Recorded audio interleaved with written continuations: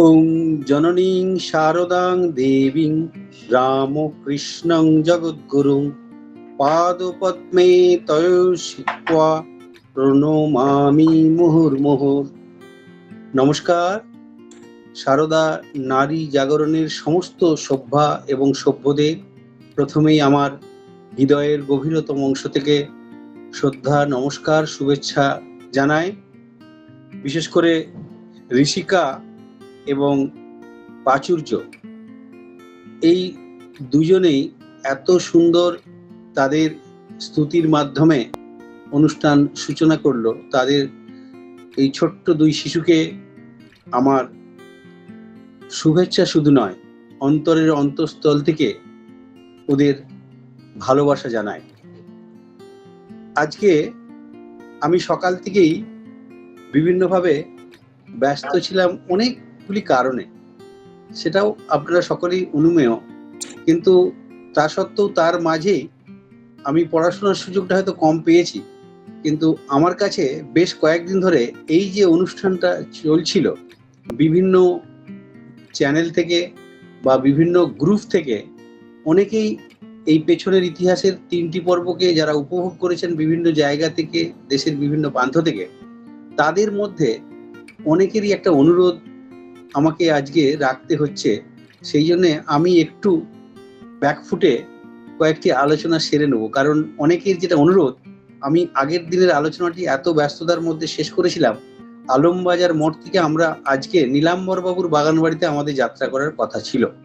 আমরা দেখব 1892 খ্রিস্টাব্দ থেকে 1897 খ্রিস্টাব্দ শেষ করে 98 সালের ফেব্রুয়ারি মাসের ফার্স্ট উইক পর্যন্ত আলমবাজার মঠে আমাদের মঠ বা তথা মিশনের সেখানে অবস্থিতি। কিন্তু সেটিকে নীলাম্বর বাবুর বাগান বাড়িতে যে শিফট করা হবে, তার আগে আলমবাজারে যা যা ঘটনা ঘটেছিল সেগুলির মধ্যে আমি অনেকগুলি ঘটনাকেই তুলে ধরেছিলাম, অনেকেই অ্যাপ্রিসিয়েট করেছেন। কিন্তু তার মধ্যে যে ঘটনাটি খুব তাৎপর্যপূর্ণ, যেটিকে সামনে রেখে আমাদের জীবনযাত্রার আজকে এই ভাবজগতে পদাচারণ বলুন বা এই ভাবজগতে আমাদের বিচরণ বলুন, সেখানে রামকৃষ্ণ মিশন যদি প্রতিষ্ঠা না হতো, তাহলে কিন্তু আমাদের আজকের এই প্ল্যাটফর্মটা তৈরি হতো না। তাই আমরা সকলেই রামকৃষ্ণ মিশনটার প্রতি দৃষ্টি রেখেই এগোবার চেষ্টা করি। আমার কাছে যে অনুরোধটি এবং যেটি আমার প্রতি ক্ষোভ জানানো হয়েছে অনেকে, এটি ক্ষোভ বললে ভুল বলা হবে না, অনেকেই বলেছেন যে রামকৃষ্ণ মিশনে আপনি সমস্ত সেন্টারে, কলকাতার সমস্ত সেন্টারগুলিতে আলোচনা করেন, সেখানে এইরকম অনলাইনে অনেক লেকচার দেন, টিভিতেও অনেক আলোচনার মধ্যে আসেন, কিন্তু লক্ষ্য সবকিছু রামকৃষ্ণ মিশন। সেখানে রামকৃষ্ণ মিশনের প্রতিষ্ঠার যে ইয়েটা, মানে প্রেক্ষাপটটা, সেটাকে আপনি ভীষণ সংক্ষিপ্ত আকারে সেরে দিয়ে চলে গেছেন। সেটা সম্পর্কে আপনার কাছ থেকে একটু বিস্তারিত জানতে চাই, এটা আমাদের আবেদন। এই বেশ কয়েকটি ফোন পাওয়ার পরে আমার মনে হলো একটু ফিরে দেখার দরকার। আমার কাছে ওই লিঙ্কটা ছিল না, আমি সীমা দেবীর কাছে কৃতজ্ঞ, উনি আমাকে পাঠিয়েছিলেন গতকালই। আমি সেটা করে দেখছিলাম, স্টাডি করে, তার মধ্যে দেখছিলাম সত্যি রামকৃষ্ণ মিশন প্রতিষ্ঠার ব্যাপারটিকে আমি খুব বেশি গুরুত্ব না দিয়ে এগিয়ে চলে গেছি। সত্যি আমার সেখানে হয়তো ত্রুটি রয়ে গেছে, আমি ক্ষমাপ্রার্থী। আমি আজকে সেখান থেকে শুরু করব, আলমবাজারের মঠের থেকে আমরা নীলাম্বর বাবুর বাগান বাড়িতে যাওয়ার পূর্বে আমরা ওই রামকৃষ্ণ মিশন প্রতিষ্ঠার ব্যাপারটা নিয়ে একটু আলোচনা করে নেব। রামকৃষ্ণ মিশন বলতে আজকে তো আর নতুন করে কিছু ভাবার জায়গা নেই। একটা জিনিস ভীষণভাবে দরকার, যেটা আমার ভীষণ একটি বই থেকে আমি স্টাডি করেছিলাম, সেটা হচ্ছে স্বামী সুপর্ণানন্দজির লেখা একটি বই, ভবের শক্তি ভেঙে। সেখানে একটি অসাধারণ আর্টিকেল রয়েছে, এটা নিয়ে আমি উদ্বোধন পত্রিকাতেও দুবার আমার ওই বইগুলি রিভিউ করার আমার ভাগ্যে সুযোগে ঘটে। সেই সুযোগ অনুযায়ী আমি তাতে রিভিউ করেছিলাম। তার একটি কথা আমার খুব মনে পড়ছে, পৃথিবীর মধ্যে বিশেষ করে আধুনিক ভারতের সবচেয়ে গুরুত্বপূর্ণ ঘটনাটির নাম হচ্ছে রামকৃষ্ণ মিশন প্রতিষ্ঠা। এটি কেন বলা হচ্ছে? কারণ রামকৃষ্ণ মিশন একটি অত্যাধুনিক বিজ্ঞান ভিত্তিক এবং অসাম্প্রদায়িক মানব জাতির কল্যাণকারী এক, যেটি পৃথিবীর সমস্ত মানব সভ্যতার ইতিহাসে সমস্ত প্রাণীর বিশেষ করে মানুষের কাছে এককভাবে গ্রহণযোগ্য এই আধ্যাত্মিক প্রতিষ্ঠানটির নাম আজ রামকৃষ্ণ মিশন। এটি বিশেষণে বিশেষিত করে আমি বললাম এই কারণে, প্রত্যেকটি শব্দই কিন্তু পরিপূরক এই মিশনটির জন্য। আসলে রামকৃষ্ণ মিশন মানে আমরা যদি দেখি, একজন বিখ্যাত সাহিত্যিক, বিদেশি দার্শনিক C.H. হেমসাতে উনি, তার একটি বিখ্যাত বই রয়েছে, ইন্ডিয়ান ন্যাশনালিটি অ্যান্ড হিন্দু সাহিত্য অ্যান্ড হিন্দু ইউনিফর্ম রিফর্ম বলে একটি বই রয়েছে। সেই বইটির মধ্যে উনি কয়েকটি কথা লিখেছেন। এই হিন্দু সোশ্যাল রিফর্ম বইটি, তার বইয়ের মধ্যে অনেকগুলি অধ্যায় রয়েছে। একটি অধ্যায়ে তিনি বলছেন যে রামকৃষ্ণ মিশন বেসিক্যালি দুটি কাজ করে বিশ্বের মানুষের কাছে তাক লাগিয়ে দিয়েছে। একটি হচ্ছে মানুষের জীবনের সবচেয়ে একটু গম্ভীর এবং গভীর মননশীলতার একটা ছবি এঁকে দিয়েছেন। দুই হচ্ছে মানুষের পাশে মানুষের থাকার যে একটা অঙ্গীকার, সমাজ সেবার মাধ্যমে রামকৃষ্ণ মিশন সেটাকে পরিস্ফুট করে তুলেছে। এটা C.H. হেমসাতে তিনি তার বিখ্যাত এর মধ্যে লিখেছেন। আর একজনের কথা আমার বলতে ইচ্ছে করে, তার নাম অ্যানি বেসান্ত। অ্যানি বেসান্ত পাশ্চাত্যে জন্মগ্রহণ করেছিলেন 1800 খুব সম্ভব 47 সালের 1 অক্টোবর তার জন্ম। তিনি ভারতবর্ষে এসেছিলেন 1893 খ্রিস্টাব্দে প্রথমের দিকে, এবং তিনি থিওসফিক্যাল সোসাইটির মেম্বার ছিলেন। পরবর্তীকালে থিওসফিক্যাল সোসাইটির তিনি সভাপতি পদে দায়িত্ব পালন করেন, এবং সেই বছরই তিনি শিকাগো শহরে, এই বিবেকানন্দ যেখানে শিকাগোতে বক্তৃতা দিয়েছিলেন, সেখানে তিনিও বক্তৃতার আসন অলঙ্কৃত করেছিলেন। শুধু আসন অলঙ্কৃত করেননি, তিনি পরবর্তীকালে দেখব 1917 খ্রিস্টাব্দে ভারতবর্ষের জাতীয় কংগ্রেসের প্রথম মহিলা প্রেসিডেন্ট পর্যন্ত হয়েছিলেন, এই অ্যানি বেসান্ত। সেই অ্যানি বেসান্ত তিনি একটি জায়গায় অসাধারণ কথা লিখছেন, যিনি বিবেকানন্দের চিকাগো বক্তৃতাকে দেখে তিনি বলেছিলেন, this is the blazing sun in cold weather in Chicago. Vivekananda সম্পর্কে তার যার এইরকম উক্তি, জ্বলন্ত সূর্য বিবেকানন্দ সম্পর্কে, যে একটি ঠান্ডা আবহাওয়ার মধ্যে জ্বলন্ত সূর্য স্বরূপ বিবেকানন্দ আবিষ্কৃত হয়েছেন চিকাগোতে। তিনি আজ রামকৃষ্ণ মিশন প্রতিষ্ঠা করছেন। 1897 সালের পরে এটি তিনি লিখছেন একটি জায়গাতে। আজ রামকৃষ্ণ মিশন প্রতিষ্ঠা করে বিবেকানন্দ প্রমাণ করে দিলেন যে পৃথিবীর মানুষের জন্য তার যে ধারণা, তার যে চিন্তা, তার যে ভাবনা, তার কেন্দ্রবিন্দুতে তার দুটি হাতকে তিনি কাজে লাগিয়েছেন। দুটি হাতের মধ্যে একটি হাতের দ্বারা তিনি ক্ষুধার্ত মানুষের মুখে অন্ন তুলে দিয়েছেন রামকৃষ্ণ মিশন। তার দুটি হাতের মধ্যে একটি হাতের দ্বারা ক্ষুধার্ত মানুষের মুখে অন্ন তুলে দিয়েছেন, দ্বিতীয়টি তার দ্বিতীয় হাতের দ্বারা মানুষকে আত্মার পরমান্ন জুগিয়েছেন। কি অসাধারণ দুটি শব্দ ব্যবহার করেছেন, এটি আমাকে বারবার আপ্লুত করে। এই অ্যানি বেসান্ত, তার কথাটি বোধহয় সবচেয়ে আজকের দিনে প্রযোজ্য। এই রামকৃষ্ণ মিশন আসলে ভারতবর্ষ সম্পর্কে, ভারতবর্ষের দর্শন, স্বাস্থ্য, সংস্কৃতি, সভ্যতা, ধর্ম, ঐতিহ্য, এগুলিকে আসলে পৃথিবী থেকে হারিয়ে যেতে দেয়নি। এটি রামকৃষ্ণ মিশনের সবচেয়ে বড় ক্রেডিট। এই রামকৃষ্ণ মিশন সৃষ্টির ইতিহাসে আমরা চলে যাই, দেখব রামকৃষ্ণ মিশন সৃষ্টি হলো কবে। 1897 খ্রিস্টাব্দে স্বামী বিবেকানন্দ চিকাগো থেকে ফিরে আসার পরে ফেব্রুয়ারি মাসে কলকাতায় 19 ফেব্রুয়ারি প্রবেশ করলেন। তখনও পর্যন্ত কিন্তু আলমবাজার এই মঠ রয়েছে, সেখানে তিনি এসে উঠলেন। বিদেশি যে সমস্ত ভক্তরা তার সাথে এসেছিলেন তারা সকলেই ওই গোপাল শীলের বাড়িতে থাকার ব্যবস্থা হলো। যে গুডউইন স্বামীজি স্টেনোগ্রাফার ছিলেন আর সেবিয়ার দম্পতি ছিলেন, তাদেরকে গোপাল শীলের বাড়িতে রাখা হলো। বড়নগরের সামনে গঙ্গার ধারে একটি অসাধারণ বাড়ি, সেখানে রাখা হলো। আর স্বামীজি তার গুরু ভাইদের সাথে আলমবাজারে গিয়ে উঠলেন। আলমবাজারে ওঠার পরে তার স্বপ্ন এটি ছিল রামকৃষ্ণ মিশন তিনি প্রতিষ্ঠা করবেন। বিদেশ থেকেই তার ভাবনা এটি ছিল। যদি দেখি বিদেশ থেকে যে তার ভাবনা ছিল সেটার প্রমাণ পাবো আমরা 26শে এপ্রিল, খুব সম্ভবত একটি চিঠি আমরা 27 এপ্রিল, ভুল বললাম, 27 এপ্রিল 1896 খ্রিস্টাব্দে স্বামীজি রামকৃষ্ণানন্দজিকে যে চিঠিটি লিখছেন পাশ্চাত্য থেকে, সেই চিঠির মধ্যে নিয়মাবলী, সাধন পদ্ধতি, কার্যপ্রণালী, শাসন প্রণালী, রামকৃষ্ণ মিশন প্রতিষ্ঠা হলে কি কি করতে হবে, কি কি করণীয় রয়েছে, তার একটা পুরো রূপরেখা তৈরি করে দিয়েছিলেন। That was 27th April 1896. That letter has been given by Swami Vivekananda from abroad.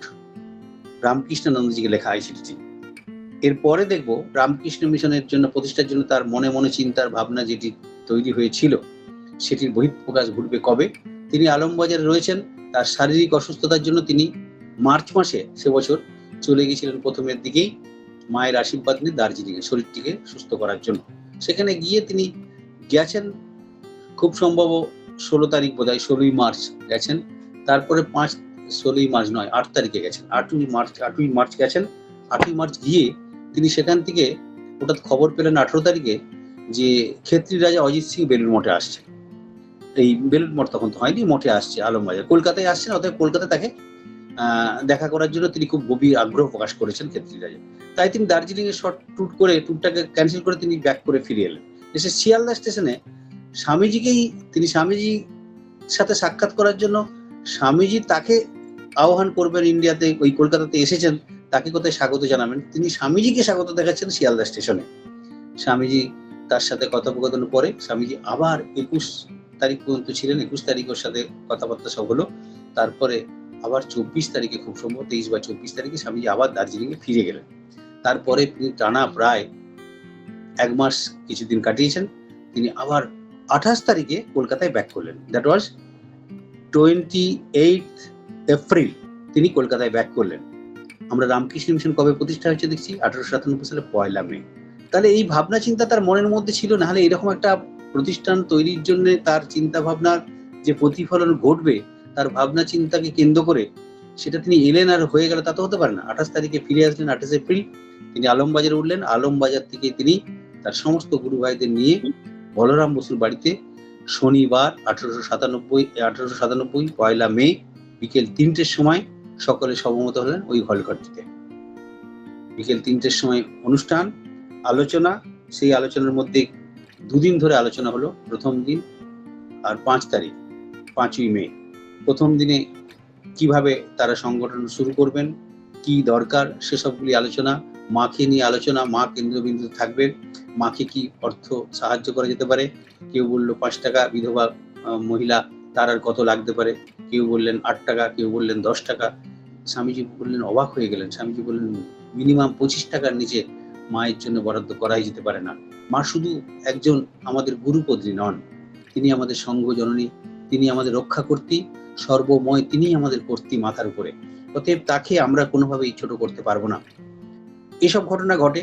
তারপরে যখন তিনি শুরু করলেন যে বিদেশি ভাবনা ভেবে যোগানন্দজি শুরু করলেন, তিনি বললেন এসব তোমার বিদেশি ভাবনা। সেবা কাজের কথা উঠলো, কিভাবে ঠাকুরের ভাবকে জগৎময় ছড়িয়ে দিতে হবে, সেসব কথাবার্তা যখন বলতে শুরু হলো, তখন কিন্তু স্বামীজি চোখ দিয়ে জল এসে গেল। যোগানন্দজি রীতিমতো তার সাথে একটা সংঘাত তৈরি করলেন এবং বললেন যে ঠাকুরের কি ভাব এরকমই ছিল।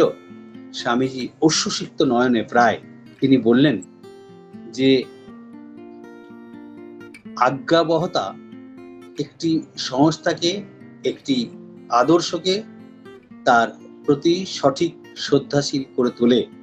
তাই এই সংস্থা তৈরি হতে গেলে যেটি দরকার, organisation is the power of obedience.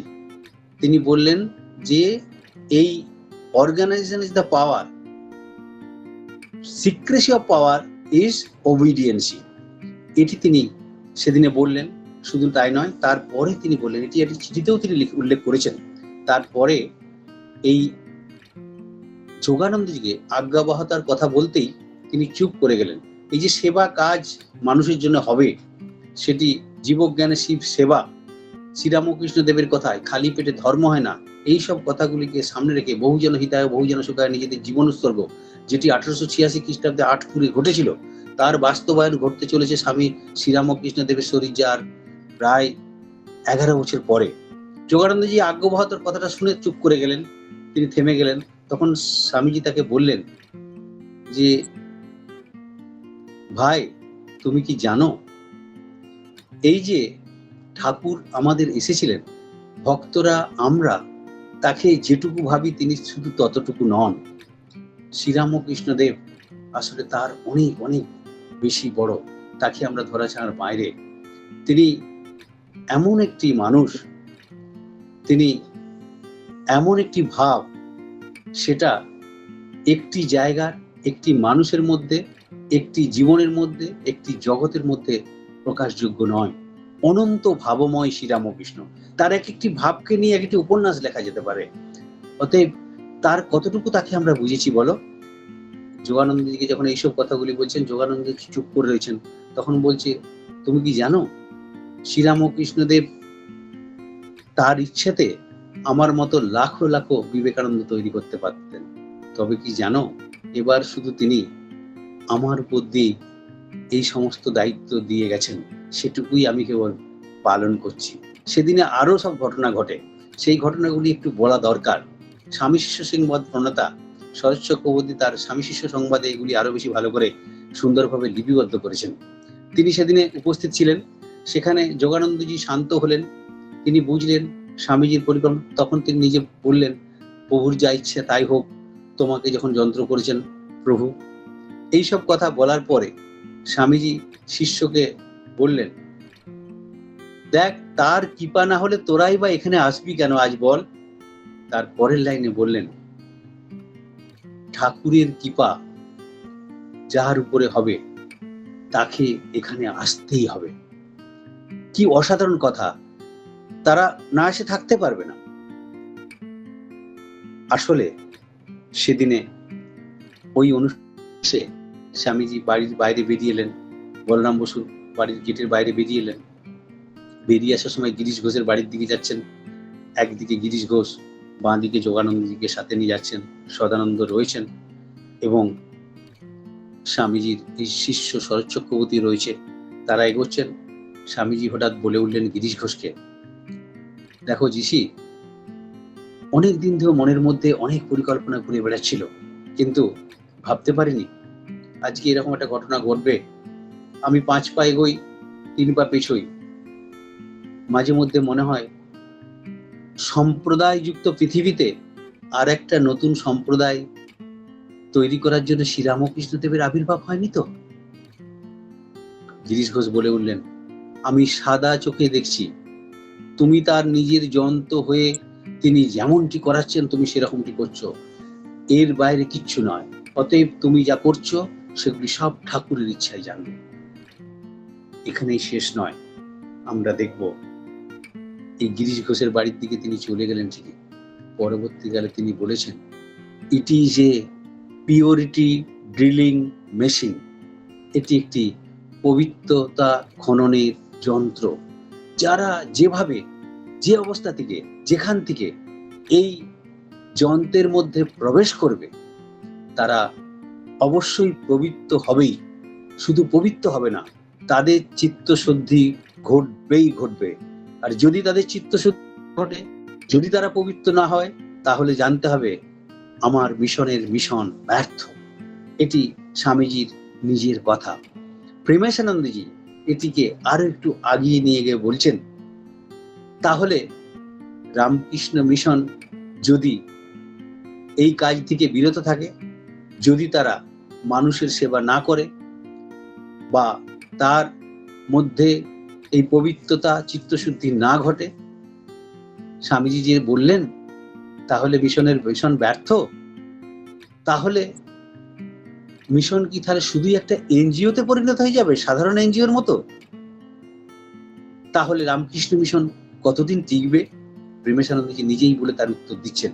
তিনি বলছেন, যতদিন এই সংস্থার মানুষকে কিছু দেয়ার থাকবে ততদিন এই সংস্থা টিকে থাকবে, বেঁচে থাকবে। আমরা দেখব এই রামকৃষ্ণ মিশন প্রতিষ্ঠার পরে 5 তারিখে এটিতে আরো তার নিয়মাবলী, তার কার্যপদ্ধতি, তার কর্মীবৃন্দ এবং কমিটি তৈরি হয়ে যায়। সেখানে স্বামীজি সাধারণ সভাপতির দায়িত্ব পালন করেন, কলকাতার সভাপতির দায়িত্ব পালন করেন স্বামী ব্রহ্মানন্দজি, এবং সহসভাপতির দায়িত্ব পালন করেন স্বামী যোগানন্দজির নাম প্রস্তাব হয়, এবং বাবু নরেন্দ্রনাথ অ্যাটর্নি তিনি সম্পাদকের দায়িত্ব পেলেন, এবং দুইজন সহকারী সম্পাদকের দায়িত্ব পালন পেয়েছিলেন। তার মধ্যে একজন যিনি ঠাকুরের চিকিৎসা করতেন, ডক্টর শশীভূষণ ঘোষ এবং শরৎ সরকার, এরা, এবং স্বাস্থ্য পাঠক হিসাবে শরৎ চক্রবর্তীর নাম লেখা হলো। এইভাবে কমিটি তৈরি হয়ে গেল, যেটি পরবর্তীকালে আমরা দেখব 1909 খ্রিস্টাব্দে এপ্রিল মাসে এই রামকৃষ্ণ মিশন অফিসিয়ালি রেজিস্টার হয়। তার আগে পর্যন্ত কিন্তু রেজিস্ট্রি হয়নি। এগুলি জানা দরকার। রামকৃষ্ণ মিশন প্রতিষ্ঠা হয়ে গেল ঠিক। এই রামকৃষ্ণ মিশন প্রতিষ্ঠা, এবং শুধু রামকৃষ্ণ মিশনের প্রতিষ্ঠা নয়, তার সাথে সাথে আমরা দেখব শ্রীরামকৃষ্ণ দেব যে কথাটি বলেছিলেন আজকে যেন সেটারই বাস্তবায়ন করলো। আমরা জানি কাশীপুরে শ্রীরামকৃষ্ণ দেবকে বারবার বিরক্ত করেছেন স্বামীজি, দক্ষিণেশ্বরে বিরক্ত করেছেন। তার ভাব সমাধি থেকে আরম্ভ করে প্রথম যার ভাব সমাধি হওয়ার পরে বললেন, কোথায় তুমি আমাকে নিয়ে গেলে, যেখানে আমার বাবা মা সংসার রয়েছে, তুমি কোথায় নিয়ে পৌঁছে দিয়েছিলে আমায়? ঠাকুর বললেন, তাহলে এখন বোধহয় সময় হয়নি। আবার শরীরে হাত স্পর্শ করে তাকে ভাব জগৎ থেকে তার স্বাভাবিক জগতে ফিরিয়ে এনে দিয়েছিলেন। কিন্তু সেই নরেন দত্তই পরবর্তীকালে শ্রীরামকৃষ্ণ দেবের কাছে যে সন্ধান পেলেন ভাব জগতের ঈশ্বরী জগতের সর্বময় কর্তৃত্বে রয়েছে, সেই সন্ধান পেয়ে স্বামী বিবেকানন্দ ঠাকুরকে বারবার বিরক্ত করেছেন, আমাকে সুখদেবের মতো সেই জায়গায় পৌঁছে দাও না, যেখানে গেলে আমি 3-4 দিন আর সেখান থেকে নেমে আসবো না, কেবলমাত্র শরীরটা ধারণের জন্য যেটুকু প্রয়োজন সেটুকু গ্রহণ করি, আবার সেই জায়গায় ফিরে যাব। ঠাকুর সেদিন তাকে ধিৎকার দিয়ে জানিয়ে বলেছিলেন, ছি, ভেবেছিলাম তুই একটা বিশাল বটবৃক্ষ হবি, তার ছায়ায় তাপিত পাপিত মানুষেরা আশ্রয় পেয়ে তারা ধন্য হবে, তা না করে তুই খালি তোর নিজের মুক্তির কথা ভাবলি। নরেন দত্ত সেদিনে চুপ হয়ে গেছিলেন। তিনি নিজে খুব কষ্ট পেয়েছিলেন, শুধু কষ্ট পাননি, তিনি নিজে লজ্জিত হয়েছিলেন। আমরা জানি না শ্রীরামকৃষ্ণ দেবের আদেশে নির্দেশে তিনি ওই বটবৃক্ষ হতে পেরেছিলেন কিনা জানি না, তবে তিনি একটা বটবৃক্ষ তৈরি করে রেখে গেছেন। সেই বটবৃক্ষটির নামই আজ রামকৃষ্ণ মিশন। এই বটবৃক্ষের ছত্র তলে আমরা সাধারণ মানুষেরা, নিরাশ্রিত মানুষেরা, অশান্তিতে ভোগা, সংসার জ্বালায় জর্জরিত বিতৃষ্ণা মানুষগুলি আজ তার চরণতলে বসে আশ্রয় খুঁজে পায়। আপনারা ভাবুন, যদি রামকৃষ্ণ মিশন নামক সংস্থাটি স্বামী বিবেকানন্দ শ্রীরামকৃষ্ণ দেবকে সামনে রেখে না তৈরি করতেন, তাহলে একটা অগ্নিস্ফুলিঙ্গের মতো অন্যান্য অবতারদের মতনই শ্রীরামকৃষ্ণ দেব, বিবেকানন্দ পৃথিবী থেকে নির্বাপিত হয়ে যাওয়ার পরে অন্যান্য অবতার বা মহাপুরুষদের মতনই ইতিহাসের খাতায় তারা 2 পাতা 5 পাতার একটা ঐতিহাসিক চরিত্রে পরিণত হয়ে যেতে পারতেন। কিন্তু রামকৃষ্ণ মিশন নামক এই যন্ত্রটি তৈরি করে রেখে গেলেন বলেই তারা আজকে চিরপ্রাসঙ্গিক। আজকে তারাই আমাদের কাছে এই বটবৃক্ষের যেন রূপকার। আজকে রামকৃষ্ণ মিশন তৈরির পরে আমরা দেখব 2টি কথা, কি উদ্দেশ্যে কি কাজ তারা করেছে।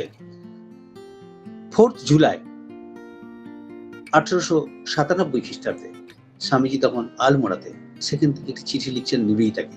নিবেদিতা তখন এদেশে আসেননি। নিবেদিতাকে তিনি লিখছেন যে, আমি এখন হিমালয়ে রয়েছি, যন্ত্রটা কাজ শুরু করে দিয়েছে, আমার কাজ শুরু হয়ে গেছে, অর্থাৎ রামকৃষ্ণ মিশন প্রতিষ্ঠা হয়ে গেছে সেটা বলছেন, এবং দুর্ভিক্ষের জন্য মানুষের জন্য কাজ করছি আমি, আর আমার কাছে সমস্ত অর্থ এবং শক্তি প্রায় নিঃশেষিত হচ্ছে এই অনাহার ক্লিষ্ট মানুষদের সেবায় আত্মনিয়োগ করে। এবং তুমি দেখলে বা ভাবলে অবাক হবে, বিসূচিকা রোগে আক্রান্ত মানুষগুলির পাশে বসে আমার শিক্ষিত সন্তানেরা কিভাবে সেবা করছে। এই চিঠিটির প্রতিফলন দেখবো আমরা ঠিক তার অল্প কদিন পরেই ওই আলমোড়া থেকে 9 জুলাই একটি চিঠি লিখছেন 1897 খ্রিস্টাব্দে মেরি হেলকে। তিনি বলছেন, ভাবতে পারো আমি ভেবেছিলাম একটা যন্ত্র তৈরি করব, ভেবেছিলাম কেবল একটা ভাব আমার মাথার মধ্যে বিদেশ থেকে ঘুরপাক খাচ্ছিল। কবে যে এটাকে মানব কল্যাণে এই যন্ত্রটাকে আমি মানুষের সামনে হাজির করে দেব সেটার সন্ধান করে বেড়াচ্ছিলাম। অবশেষে সেই যন্ত্রটা চালিয়ে দেয়া গেছে। যন্ত্র মানে রামকৃষ্ণ মিশন, চালিয়ে দেয়া গেছে। তারপরে বলছেন যে তুমি থাকলে বা তুমি দেখলে তুমি অবাক হতে, তুমি আনন্দিত হতে যে আমার ছেলেরা কিভাবে কলেরা রোগে আক্রান্ত পারিয়াদের মাদুরের পাশে বসে তাদের সেবা করছে। ভাবতে পারো তুমি, এগুলি হচ্ছে এই কারণে প্রভু সর্বদাই আমার সাথে রয়েছেন। শুধু আমার সাথে নেই, বিদেশেও, ইংল্যান্ডে এবং আমেরিকাতে তিনি আমার যেমন ভাবে পাশে পাশে থেকেছেন, আজও তিনি আমার পাশে পাশে রয়েছেন। তাই এটি সম্ভব হয়েছে। আর কদিনই বা বাঁচবো, ভারী সুন্দর কথাগুলি উল্লেখ করছেন সেই চিঠির মধ্যে। বলছেন, আমার কাজ শেষ হয়েছে, আমি আর কদিনই বা আছি, হার্ডলি 3-4 বছর। এখন আর নিজের মুক্তির কথা একবারও আমার মনের মধ্যে আসে না। যে মুক্তির কামনায় শ্রীরামকৃষ্ণ দেবের চরণতলে হত্যা দিয়েছে, সে বলছে আজকে আমার আর একবারও আত্মমুক্তির অভিপ্সা জাগে না, এতটুকু জাগে না। তুমি শুনলে অবাক হবে। আমি ততদিনে নিশ্চিন্ত হব যখন আমার এই যন্ত্রটা মানুষের কল্যাণার্থে জগৎব্যাপী ছড়িয়ে পড়বে, অন্তত ভারতবর্ষে তার কাজ সঠিকভাবে করে চলবে। তখন আমি আনন্দের সাথে নিশ্চিন্তে ঘুমোতে পারবো। তারপরে বলছেন, কেন জানো, আসলে এই যে তোমরা দেখছো নিখিল আত্মার সমষ্টি রূপে যে ভগবানগুলিকে তোমরা দেখছো তোমাদের সামনে, আমার আরাধ্য ভগবান তারাই। আমি তাদের কাছে, ঈশ্বরের কাছে প্রার্থনা করি, সেই ঈশ্বরের কাছে আমি যেন বারবার জন্মগ্রহণ করি এই আত্মারূপী সমস্ত মানবরূপী ভগবানগুলির সেবায়। তারপরের লাইনে আরো বলছেন যে সহস্র সহস্র কষ্ট যেন নিজে ভোগ করার জন্যই, এইসব মানুষগুলির জন্যই ভোগ করার জন্য যেন পৃথিবীতে বারবার আসি। তারপরে বলছেন, এই পাপী নারায়ণ, তাপী নারায়ণ এবং সর্বজাতির সমস্ত দরিদ্র নারায়ণই আমার আরাধ্য, আমার ভগবান। তোমরা যাকে দেখছো তোমাদের সামনে, দুটি হাত দিয়ে তারা সমস্ত কাজ করছে, দুটি পা দিয়ে তারা হেঁটে চলছে জীবন্ত, এই সব মানুষরাই তোমাদের আরাধ্য দেবতা। তাদেরই পুজো করো। বাকি সমস্ত এই কাঠের মাটির প্রতিমাগুলিকে ভেঙে চুরমার করে দাও। এটি স্বামীজি নিজে বলছেন তার ওই চিঠিটির মধ্যে। রামকৃষ্ণ মিশন সম্পর্কে বলতে গেলে আরেকটি কথা অবশ্যই বলতে হয়, সেটি হচ্ছে স্বামী শারদানন্দজি এই রামকৃষ্ণ মিশন সম্পর্কে একটি অসাধারণ কথা লিখছেন। তিনি রামকৃষ্ণ মঠ এবং মিশনের 30 বছর পূর্তিতে 1926 খ্রিস্টাব্দের 1 এপ্রিল যে বিখ্যাত মহাসম্মেলনটি হয়েছিল তার সভাপতিত্ব করছিলেন স্বামী শারদানন্দজি। তিনি সেখানে বলছেন যে রামকৃষ্ণ মিশন আজ 30 বছরের মধ্যে কিভাবে তার কাজ করে চলেছে। কারণ আজকের দিনে মানুষের সমস্ত বাধা সত্ত্বেও এই অল্প দিনের মধ্যে এই সংস্থাটি কি করে এগিয়ে চলেছে জানো কি?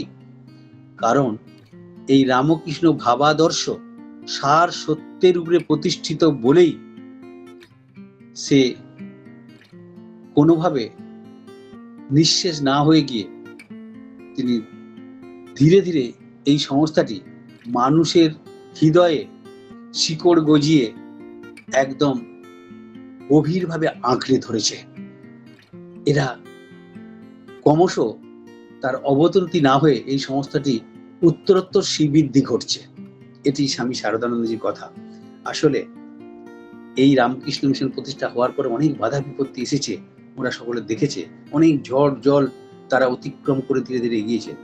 আসলে রামকৃষ্ণ মিশন প্রতিষ্ঠিত হওয়ার ফলেই কিন্তু ভারতবর্ষের ইতিহাসে পুরাণে যে শব্দটি রয়েছে সেটাকে সঠিকভাবে প্রতিপালনের জায়গা তৈরি করে দিয়েছিল এই রামকৃষ্ণ মিশন। আপনাদের মনে থাকবে আমাদের অসাধারণ একটি শব্দ আমরা ব্যবহার করি, বসুধৈব কুটুম্বকম। এই শব্দটি ভারতবর্ষের ইতিহাসে একটি সদা জাগ্রত বিশ্বের মানুষের কাছে সমস্ত জগৎটাই এই বসুন্ধরাটাই আমাদের আত্মীয়, সেটা আমাদের ভারতবর্ষের শাস্ত্রে রয়েছে। রামকৃষ্ণ মিশন তৈরি না হলে, শ্রীরামকৃষ্ণদেবের উদার ভাবনা না হলে, কোনো মানুষকে বার্ত না করে এই সংস্থা এই রামকৃষ্ণ ভাব প্রবাহের বন্যার জল, খাল, নালা, বিল, ছোট ছোট সম্প্রদায়গুলিকে একবারে ভাসিয়ে দিয়ে অবশ্যই তাদের অস্তিত্বকে বিলুপ্ত করে নয়, তাদেরকেও তাদের সমান চিন্তার মধ্যে, তাদের ভাবনার মধ্যে তাদের আদর্শকে বিসর্জিত করে না করেই তাদের নিজস্বতা বজায় রেখেই এর প্রতি শ্রদ্ধাশীল হওয়ার একটা জায়গা তৈরি করে দিয়েছিল। কারণ আসলে এর পেছনে যে মানুষটি ছিল তার নাম যে শ্রীরামকৃষ্ণ, সেই উদার ভাবনার মানুষটি তিনি এসেছিলেন বলেই তো আজকে এই রামকৃষ্ণ মিশনটি তৈরি হলো। শিবনাথ শাস্ত্রীর একটি কথা আমার মনে পড়ে এই বিষয়ে, হাসি লাগলেও এ কথাটি সত্য। শিবনাথ শাস্ত্রী তিনি ব্রাহ্ম সমাজের সাথে যুক্ত ছিলেন, পরবর্তীকালে নিজের দুটো বিভক্ত হয়ে যায়, এই ব্রাহ্ম সমাজ, আর্য সমাজ এবং নতুন ব্রাহ্ম সমাজ, নিউ ডিসপেনশনস, এইসব ভাগের মধ্যে তাদের দলাদলি চলতে থাকে। সেই শিবনাথ শাস্ত্রী শ্রীরামকৃষ্ণদেবকে অন্যদের মতোই খুব শ্রদ্ধা করতেন। তিনি বলছেন এই মানুষটা সব ভালো, কিন্তু এর সংগঠন ক্ষমতা একদম নেই। আজকে যদি শিবনাথ শাস্ত্রী মশাই জীবিত থাকতেন তাহলে দেখতেন, অনুভব করতেন রামকৃষ্ণ দেব কত বড় সংগঠক। সেই সংগঠকের আজকে এই রামকৃষ্ণ মিশনের বিস্তার। আসলে রামকৃষ্ণ মিশন বলতে আমরা যদি দেখি, স্বামী বিবেকানন্দ শ্রীরামকৃষ্ণ দেব না থাকার পরে সমস্ত এই আজকে বিস্তারটি, স্বামীজি জীবন্ত অবস্থা থাকায় কটি আশ্রম তৈরি হয়েছিল, মাদ্রাজে একটি, কলকাতায় একটি, বিদেশে বেদান্ত সোসাইটি, এই তো তার পরিধি। আর সবে অখণ্ডানন্দজি তৈরি করেছেন, শুরু হয়েছেন ওই মহুলা গ্রামে, বহরমপুরের পরে মুর্শিদাবাদে যে সারগাছিতে তার সেবা কাজ শুরু হয়েছে। তারপরে বারাণসীতে শ্রীরামকৃষ্ণ দেবের মন্দির প্রতিষ্ঠা, স্বামী বিবেকানন্দের শরীর যাওয়ার দিনে প্রতিষ্ঠা 4 জুলাই, সেই ইতিহাস আপনাদের সকলের জানা আছে। তাহলে এই কটি নিয়েই যে রামকৃষ্ণ মিশনের যাত্রা, আজকে প্রায় 350টি দেশে বিদেশে এই সংস্থার যে বহুরূপী চিন্তা, তার মধ্যে কি রয়েছে স্বামী বিবেকানন্দ সেগুলো দেখে জানি। তো আজকে রামকৃষ্ণ মিশনে যাই আমরা, আসলে এই মিশনের ব্রত, কার্যকারিতা, প্রণালী সমস্ত রামকৃষ্ণ কেন্দ্রিক। রামকৃষ্ণই মিশন, মিশনই রামকৃষ্ণ, এটি বললে অবাক হওয়ার কিছু নাই।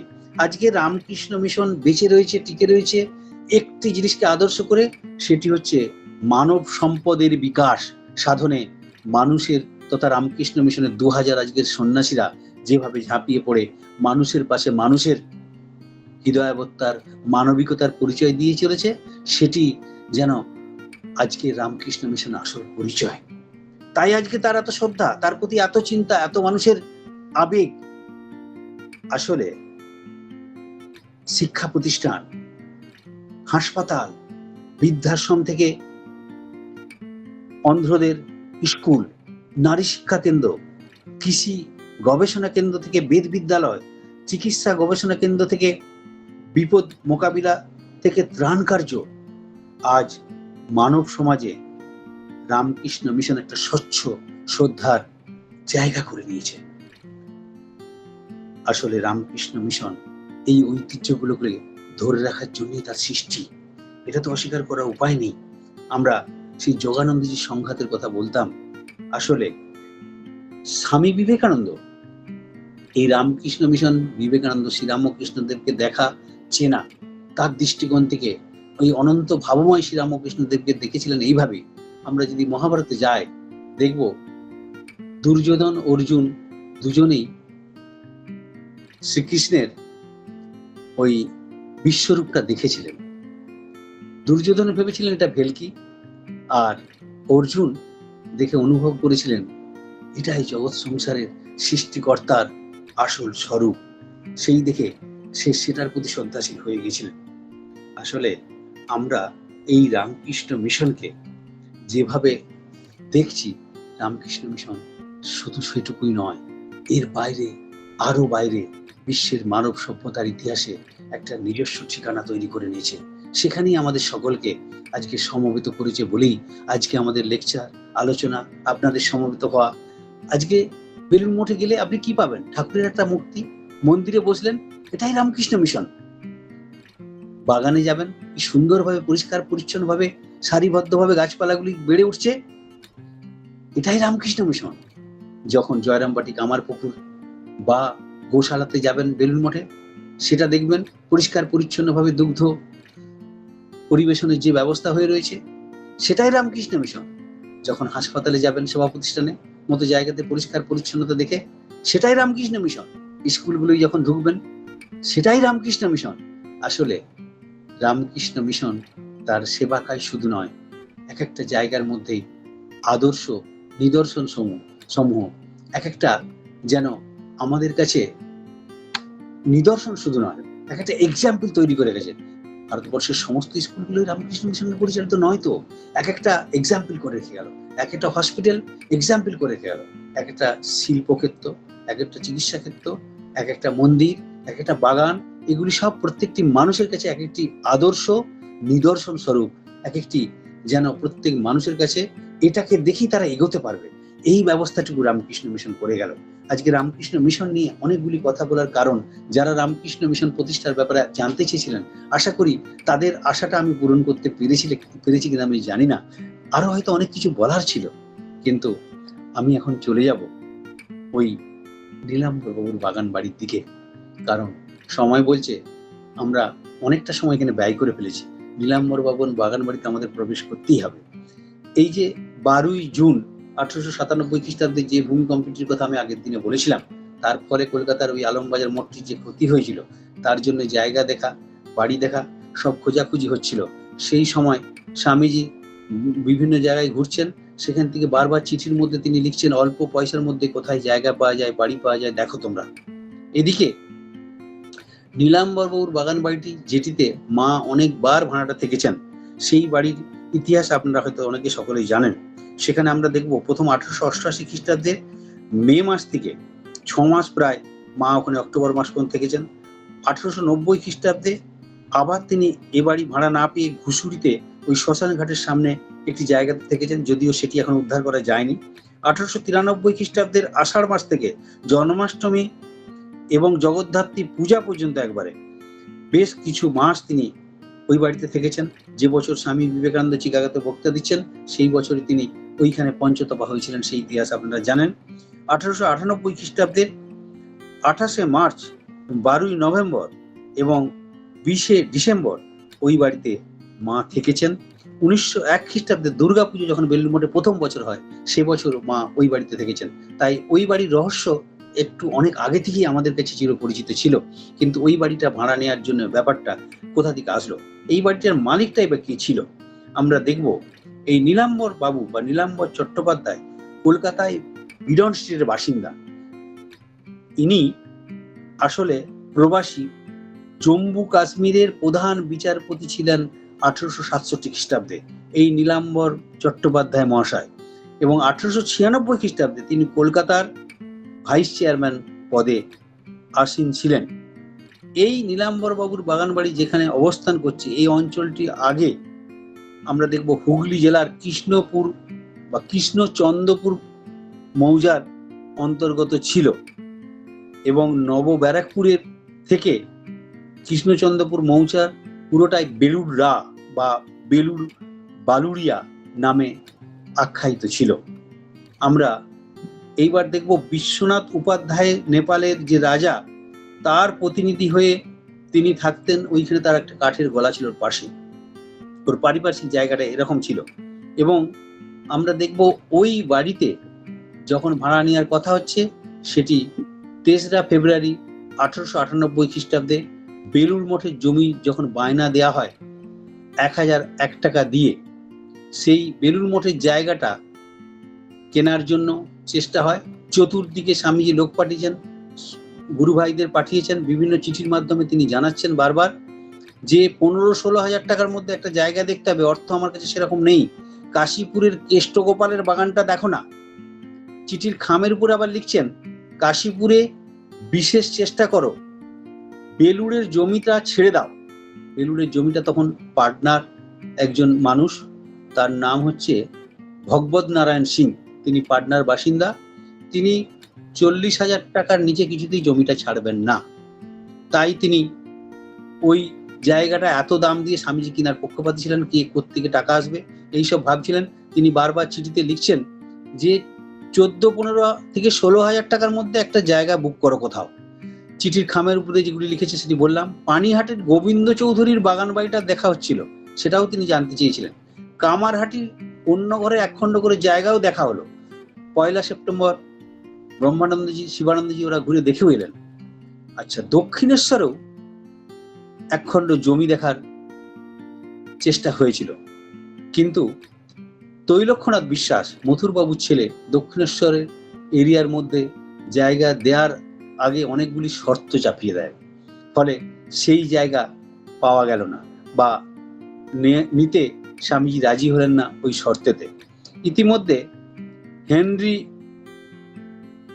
মুলার 39,000 টাকা একদম দেবদূতের মতো স্বামীজিকে দান করতে রাজি হলেন তার পরিকল্পনাকে বাস্তবায়িত করার জন্য।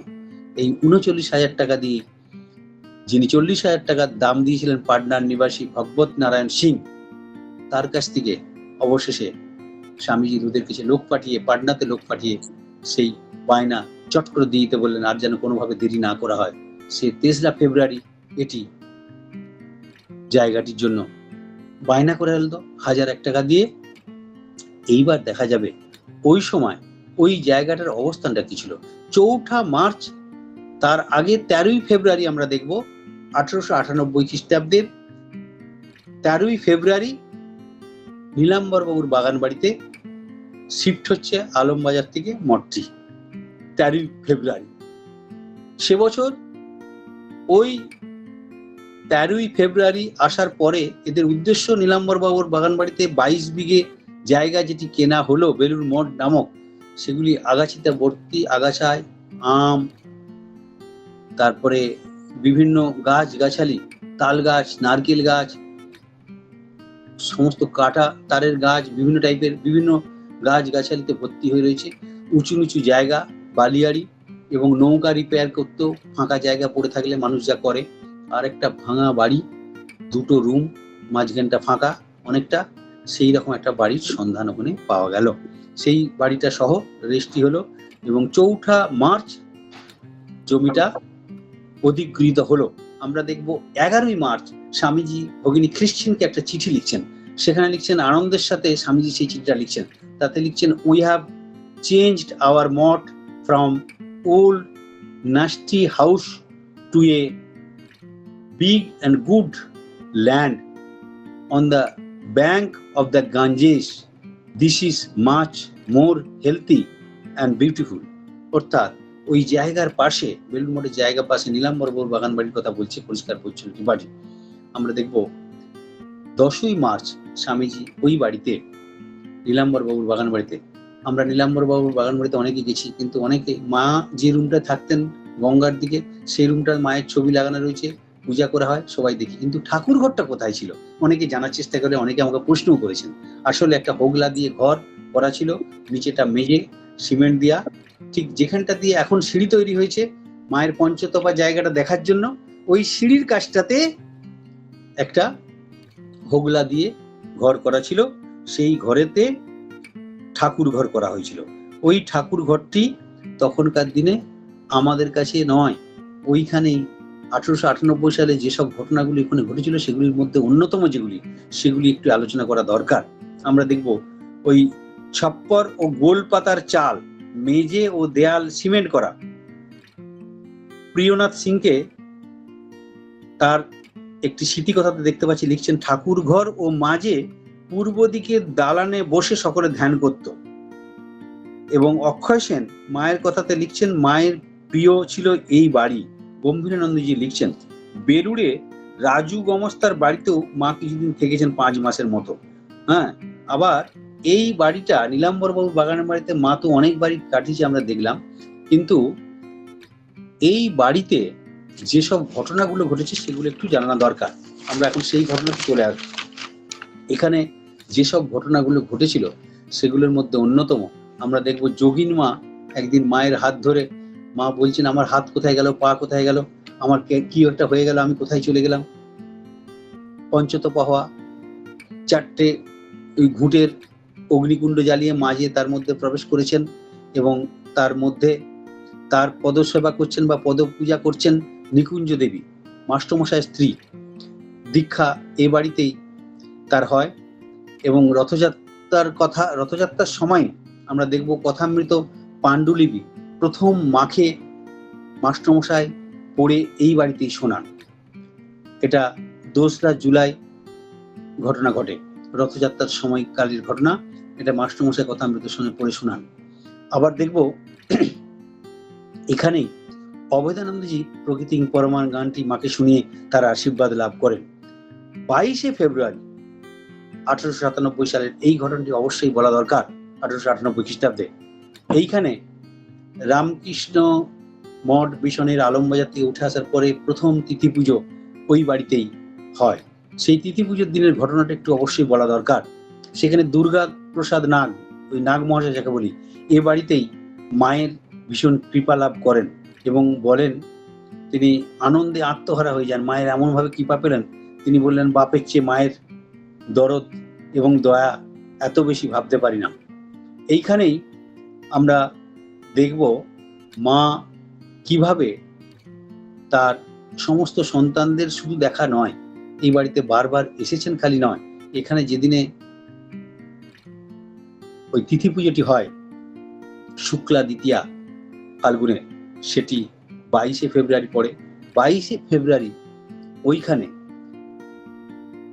যে ঘটনাগুলি ঘটে তার মধ্যে কয়েকটি ঘটনা যেমন ভাবে বললাম, আরেকটি অসাধারণ ঘটনা এখানে বলা দরকার। এই তিথি পুজোর দিনে নরেন দত্ত খুব খোশ মেজাজে ছিলেন। অনেক হিন্দি গান, ঠাকুরের গান, বিভিন্ন ভজন নিজে নিজে করছেন, সকলে তার পাশে আসছেন, অনেক ভক্তরা আসছে, প্রায় 150 মানুষ, সেদিন 100 লোকের মতো প্রসাদ পেয়েছিলেন ওখানে। এবং তার গুরু ভাইরা, ভক্তরা সবাই আসা যাওয়া করছেন এবং সেদিনে তিনি প্রায় 50 জনকে দেখা যাবে পৈতে দিয়ে দিয়েছিলেন। ওই যে ব্রাহ্মণত্বে উত্তীর্ণ বলা হয়, ব্রাহ্মণ জাতি সমস্ত সমাজটাকে ধরে রাখবে, এই কথাটা স্বামীজি একবারে মানতেন না। স্বামী কায়স্থ হয়ে পাশ্চাত্যের সন্ন্যাস গ্রহণ করেছেন বলে অনেক সমালোচনা হয়েছিল। তিনি বললেন যার মধ্যে ব্রহ্ম সম্পর্কে সঠিক ভাবনা রয়েছে, চিন্তা রয়েছে, তারাই ব্রাহ্মণ হতে পারে। স্বামীজির এই ব্রাহ্ম ভাবনাটাকে, ব্রাহ্মণ চিন্তাটাকে, ব্রাহ্মণ ভালো চিন্তার অধিকারী যারা, তারাই ব্রাহ্মণ, এটি স্বামীজি সন্ধান দিলেন। এবং সেদিনে তিনি ইচ্ছে করি গিরিশ ঘোষ সহ আরো মাস্টারমশাইয়ের ছেলে থেকে আরম্ভ করে অনেকেই, প্রায় 50 জন ভক্তকে তিনি সেদিনে ব্রাহ্মণত্ব দান করেছিলেন, ওই পৈতে উপবিত্ত দান করেছিলেন, এটি আমরা জানি। সেই দিনে ওই গান করা শুধু নয়, যেটি তিনি করলেন, আরো তার জীবনে 2টি বিখ্যাত জিনিস। প্রথম ওই ওং হ্রিং যে সঙ্গীত রহস্য, সেটি ডিসেম্বর মাসে তিনি রচনা করেছিলেন, সেটিও ওই দিন গাওয়া হবে। প্রায় সেদিনের ঘটনার মধ্যে অনেকে, এই বিশেষ করে প্রেমানন্দজি, রামকৃষ্ণানন্দজির পদে অধিষ্ঠিত হয়ে সমস্ত পূজাভারের দায়িত্ব গ্রহণ করেছেন। রামকৃষ্ণানন্দজি তখন মাদ্রাজে, তাকে তিনি চিঠি লিখে জানাচ্ছেন যেসব বর্ণনাগুলি, তার মধ্যে আমরা পাই সারা দিন ধরে পুজো হয়েছে সেদিন।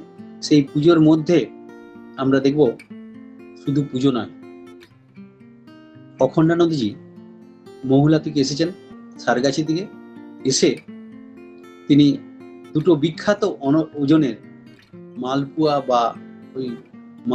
বা ওই পান্তুয়া টাইপের বড় জিনিস এনেছেন। সেটা 2টোর মিলে ওজন প্রায় 1 মণ। এরকম জিনিস আমরা দেখেছি কিনা জানি না। সেটা আরো উৎসাহের সঞ্চার করে। স্বামীজিকে সবাই ওই তিথি পুজোর দিনে একদম মহাদেব সাজিয়ে দিয়েছেন। হাতে কমণ্ডলু, গলায় রুদ্রাক্ষের মালা, ধুতরোর ফুল এবং অন্যান্য ছাই ভস্য মাখিয়ে তাকে ভীষণভাবে এক মহাদেব রূপ ধারণ করিয়েছেন। স্বামীজি সেগুলো উপভোগ করছেন, আনন্দ করছেন। তার সাথে সাথে সেই সময় গিরিশ ঘোষ এসে যাওয়ার ফলে গিরিশ ঘোষকে স্বামীজি আবার সেগুলো পরিয়ে দিচ্ছেন। পরিয়ে দিয়ে তাকে সাজিয়ে দিচ্ছেন। সাজিয়ে দিয়ে এমনভাবে পূজা এবং নীলাম্বর বাবুর বাগান বাড়িতে উৎসবের যে মেজাজ, সেটির নতুন রূপের সঞ্চার করে দিচ্ছেন। এবং সেদিনে পুজোর বর্ণনা দিতে গিয়ে প্রেমানন্দজি লিখছেন রামকৃষ্ণানন্দজিকে, সেদিনের পুজো করেছিল সুধীর, তন্ত্রধারক সুধীর হয়েছিল এবং সুশীল পুজো করেছিল। সুশীল মানে সুধীর হচ্ছে আমাদের প্রকাশানন্দজি হচ্ছে সুশীল, সুধীর হচ্ছে স্বামী শ্রদ্ধানন্দ। এরা দুজন সেদিনে পুজো এবং তন্ত্রধারকের কাজটা করেছিল।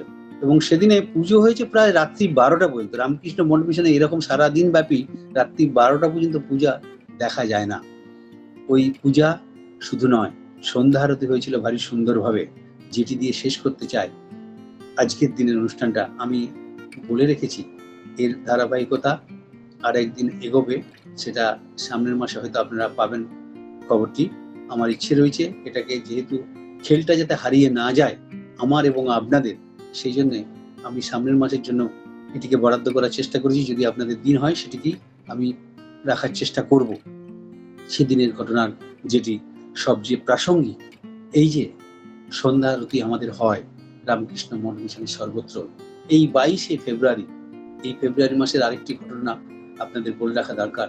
আলমবাজার থেকে মঠ শিফট হওয়ার আগে যেদিনে শিফট হয়েছে, যেটি বলছিলাম 13ই ফেব্রুয়ারি হয়েছে, তার আগের সপ্তাহে 6ই ফেব্রুয়ারি ঠাকুরের যে প্রণাম মন্ত্রটি নৌকায় করে, 3টি নৌকায় ভরে স্বামীজিরা তার গুরু ভাইদের নিয়ে নবগোপাল ঘোষের বাড়িতে হাওড়াতে গিয়ে পৌঁছেছিলেন।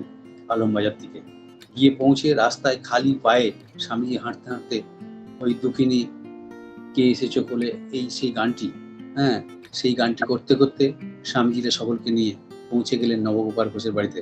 তার পাগড়িটি এখনো সেখানে রাখা আছে।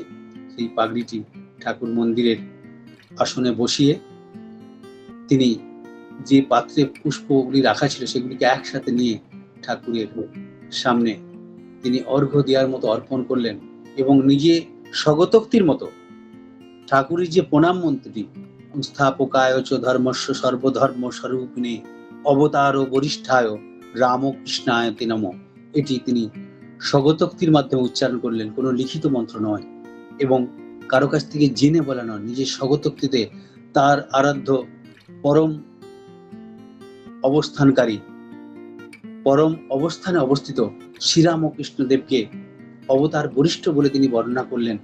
এবং সেটি তার মুখনিঃসৃত সর্বোচ্চ বাণী নয়, শ্রীরামকৃষ্ণ দেবের প্রতি তার সর্বোচ্চ শ্রদ্ধাঞ্জলি, যেটি আজ রামকৃষ্ণ মঠ মিশনের সর্বত্র এই প্রণাম মন্ত্রটি উচ্চারিত হয়। শুধু তাই নয়, তারপরে তিনি 6 লাইনের সেই বিখ্যাত সন্ধ্যা আরতির গানটি সেদিনে প্রথম গাওয়া হলো ওই নীলাম্বর বাবুর বাগান বাড়িতে, যেটি আমাদের সকলকে আজও সর্বত্র, প্রতি ঘরে ঘরে, প্রতি আশ্রমে, প্রতি সেন্টারে, সর্বত্রই গাইত হয়।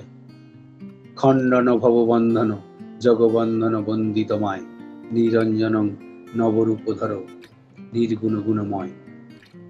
তারপরে এই দুটি লাইনের পরে কিন্তু একবারে লাস্টের 4টি লাইনে পৌঁছে গেছেন, মাঝের গুলি কিন্তু সেদিনে রচিত হয়নি। এই দুটি লাইন এবং পরে লাস্টের যে 4টি লাইন এখন গাওয়া হয়, এই যে নম নম প্রভু বাক্য মনাতীত মনোবচনৈকাধার জ্যোতির জ্যোতি উজ্জ্বল হৃদিকন্দর তুমি তমভঞ্জনহার ধে ধে ধে লঙ্গ রঙ্গ ভঙ্গ বাজে অঙ্গ সঙ্গ মৃদঙ্গ গাইছে ছন্দ ভক্তবৃন্দ আরতি তোমার। এই অসাধারণ গানটি, এই 6 লাইন যেটি বললাম, এই 6টি লাইন সেদিনে প্রথম স্বামী বিবেকানন্দের রচনাতে প্রথম এটি আত্মপ্রকাশ করা শুধু নয়, সেদিনে ঠাকুরের জন্মতিথিতে সন্ধ্যা আরতির সময় এটি দিয়েই সন্ধ্যা আরতি হয়, এই 6টি লাইন দিয়ে। পরবর্তীকালে বাকি লাইনগুলো পরে পরে যুক্ত হয়েছিল, কিন্তু এই 6টি লাইনই আমাদের জীবনের আসল রহস্যটা, আমাদের আসল মানব জীবনের আসল সন্ধানটা দিয়ে গেছে বলেই আজও ঘরে ঘরে মঠ মিশনের সমস্ত সেন্টারগুলিতে সন্ধ্যারতে যেটি বাজিয়ে চলে, খণ্ডন ভব বন্ধন জগ বন্ধন বন্দি তোমায়। জগতের আমাদের এই সমস্ত বন্ধন মুক্ত করে, খণ্ডন করে আমরা তার চরণে আশ্রয় পাই। এটি আমাদের চির শাশ্বত প্রার্থনা, সেটি আমাদের মনে সদা জাগ্রত থাকুক। আজকে এই প্রার্থনা জানিয়ে সারদা নারী জাগরণের সকলের প্রতি আমার শ্রদ্ধা, নমস্কার, শুভেচ্ছা জানিয়ে আজকের অনুষ্ঠান এখানেই শেষ করি। এর পরের দিনে বাকি অংশটি ওই বেলুড় মঠের পেছনের ইতিহাসে আপনাদের আবার আনন্দের জায়গায় নিয়ে এসে হাজির করব। সকলে ভালো থাকবেন। ওম অসতো মা সদ্গময়, তমসো মা জ্যোতির্গময়। ওম শান্তি শান্তি শান্তিহি। হরি ওম তৎসৎ। শ্রীরামকৃষ্ণার্পণমস্তু। এতক্ষণ আমরা স্যারের মুখে তার আলোচ্য বিষয় বেলুড় মঠের পিছনের ইতিহাস চতুর্থ পর্ব আলোচনা শ্রবণ মনন করে পড়লাম এবং সমৃদ্ধ হলাম। এখন উপস্থিত ভক্তমণ্ডলীর মধ্যে কারুর যদি এই বিষয়ে কোনো প্রশ্ন থাকে তাহলে অডিও অন করে কিংবা আনমিউট করে আপনারা করতে পারেন, কিংবা চ্যাট বক্সে লিখে দিতে পারেন।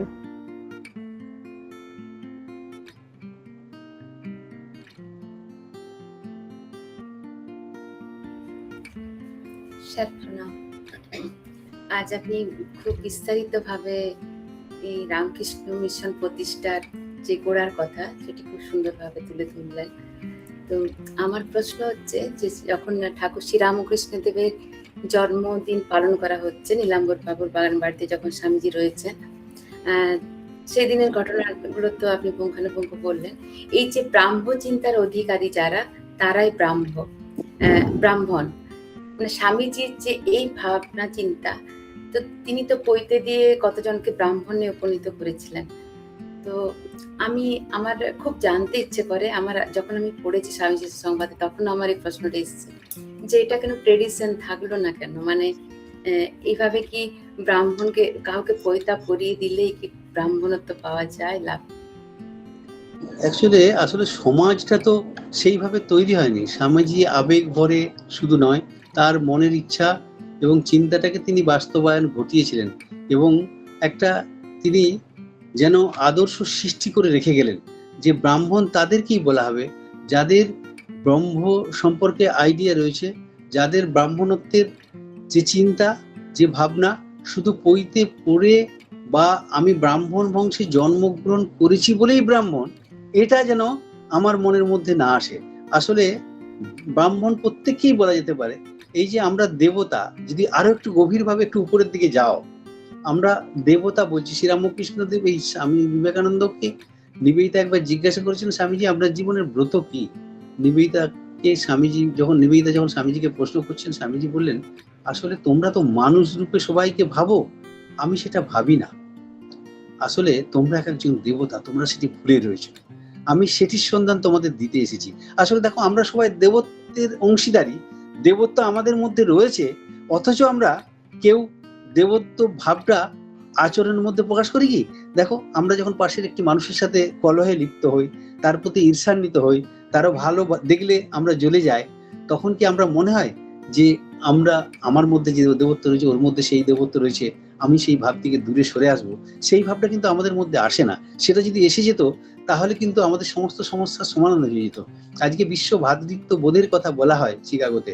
আজকে তো এই যে বিশ্বের যে যুদ্ধ হচ্ছে, আপনি ইসরায়েল এবং ইরানের যে যুদ্ধ, আমেরিকা তার মধ্যে দালালি করছে, এই যুদ্ধ আজকে স্বামী বিবেকানন্দ পাশ্চাত্যে যে ঘটনাটা ঘটিয়ে আসলেন, সেটা পরবর্তীকালে এলিনা স্টার্কের যে বিখ্যাত বই রয়েছে তাতে আমরা দেখব, তাতে পরিষ্কার বলছেন যে দিস ওয়াজ দ্য আনওপেন গিফট।